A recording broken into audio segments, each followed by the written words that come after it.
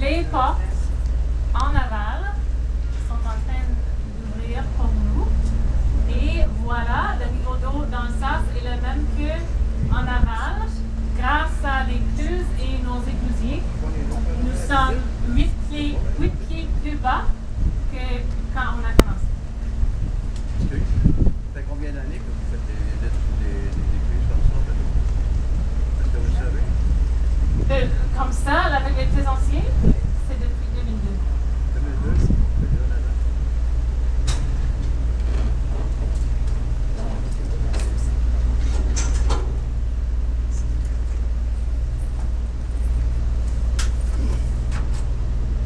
Juste une autre, on va jeter un coup d'œil encore, juste pour dire encore, il y a 5 ensembles d'écluses aux 14 km de longueur du canal. Celui qui est le plus ouest, c'est à la Chine. Et si vous avez l'occasion d'aller à la Chine, vous pouvez voir encore les vestiges du premier petit canal qui a été construit en 1825. J'ai des photos, c'est pas vraiment excellent, mais ça c'est un exemple de le canal pendant la construction. Et ça c'est une version de ce qu'on peut voir. C'est correct? Ouais, oui, c'est beau. De ce qu'on peut voir si vous visitez la Chine.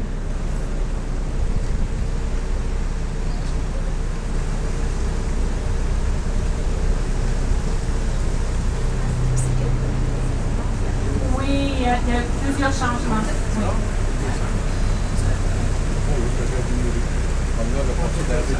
Alors, on parle de notre canal. Il était un adolescent, il commence vraiment comme un jeune adulte. Et je peux parler d'un autre jeune adulte qui était un caractère sur le canal.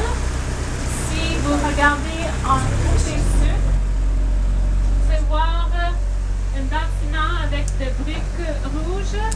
Ça, c'était la raffinerie de sucre de M. Redpath. M.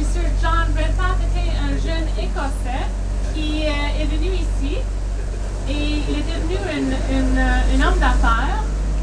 Il a aidé avec la construction du canal Rideau, un autre grand canal, le canal de la Chine.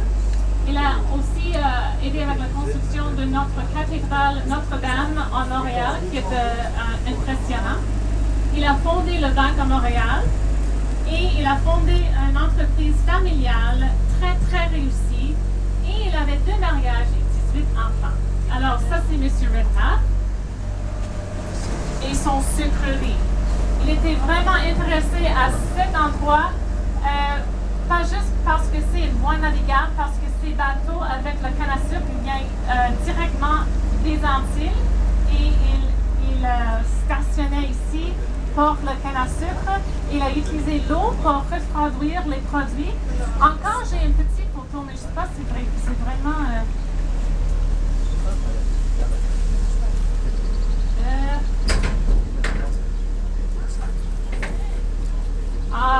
si vous utilisez votre imagination, ça c'est... oh oui. Ça c'est la raffinerie de sucre de M. Redpath à l'époque avec les bateaux stationnés. C'est les images que je fais. Alors, il faut utiliser votre imagination un peu. C'était très très réussi au Canada.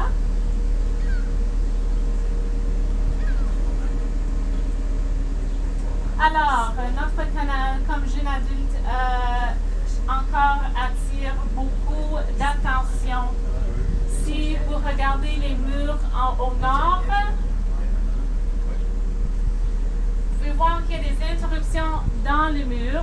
Là, il y a un bassin qui était à l'époque un bassin très très long vers la ville de Montréal.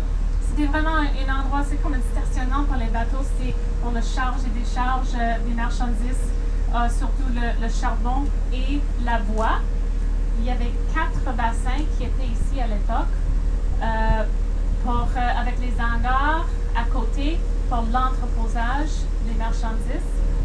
Et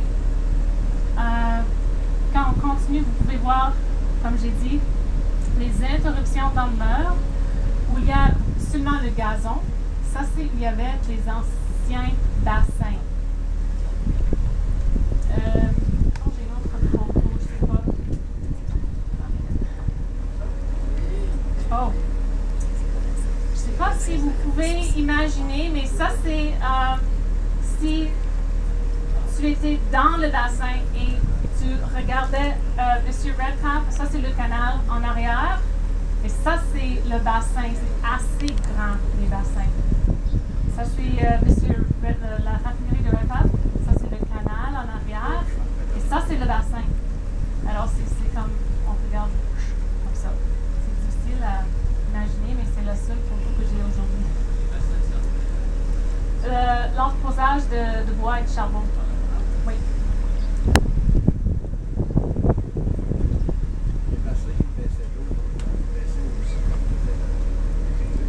Non, le niveau d'eau dans le canal, c'est toujours le même.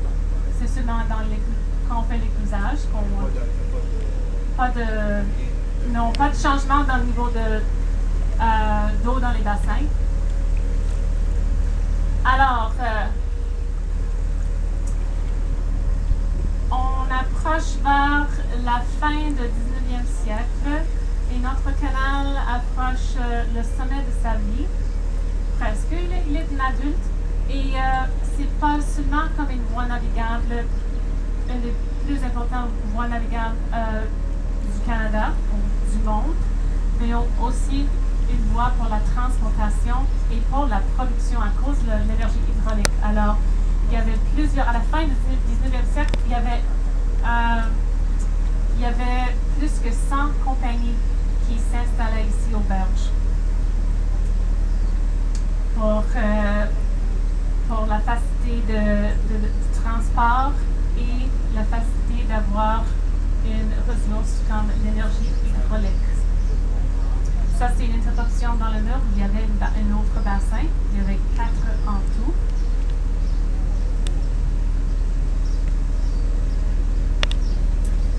Alors, notre canal, à la fin du 19e siècle, il a fallu avoir un autre élargissement à cause de l'achalandage sur le canal et pour permettre le passage des bateaux encore plus grands qui s'appelaient les canalers. Les canalers étaient construits spécifiquement pour traverser le canal avec seulement un espace de 10 pouces entre le bateau et le mur. Le canaler a, comme marchandise, on peut avoir 55, c'est pas train cars en français? Wagons de train. J'oublie le nom. Wagons de train. Comme 55 wagons de train qui pouvaient être mettre dans le canaler. Alors, vous pouvez imaginer la facilité de transport. Alors, le deuxième élargissement était complété à la fin du 19e siècle. Une autre chose qui a commencé au commencement du 20e siècle, c'était l'introduction de la voie ferrée, les chemins de fer. Et là, on voit ici les vestiges de cette époque. Au centre, il y a le pont CN du port qui a 100 ans. Et encore, si vous jetez un coup d'œil, vous pouvez deviner quelle façon il a bougé. C'était un pont, vous pouvez voir au milieu, un mécanisme qui est comme circulaire, alors c'est un pont tournant. Il tournait, mais à ce moment c'est fixe.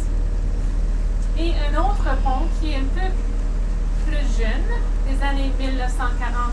Il était encore utilisé, c'est le pont CN Wellington qui est aussi un pont de chemin de fer. C'était un pont levant à l'époque pour laisser passer les bateaux. Alors, l'introduction de la voie ferrée a vraiment facilité encore le transport des marchandises. Et ici, c'était vraiment le centre d'industrialisation du monde. C'était le centre encore de transbordement des marchandises et les matériaux entre les grands lacs et le monde. Ici, c'était un bassin qu'on appelait le bassin de retournement à l'époque pour les gros bateaux pour charge et décharge les matériaux avant de continuer leur excursion à l'intérieur. On les appelle les bassins de farine parce que, comme vous pouvez voir au côté sud, on a encore les minoteries qui fonctionnent.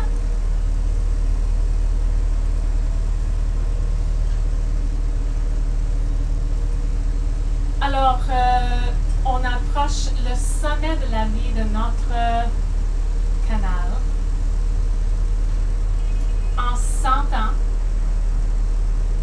il y avait plus que 600 compagnies et industries sur les berges du canal.